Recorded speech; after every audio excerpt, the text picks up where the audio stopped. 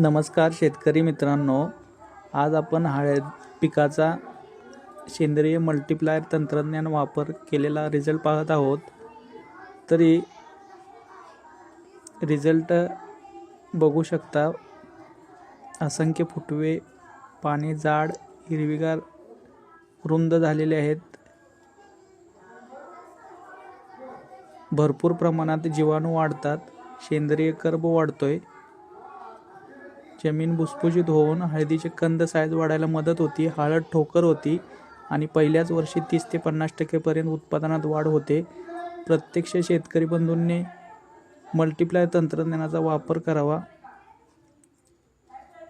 Wholesale multiplier 5 kilo, 10 kilo, 20 kilo, 30 kilo मध्ये उपलब्ध आहे।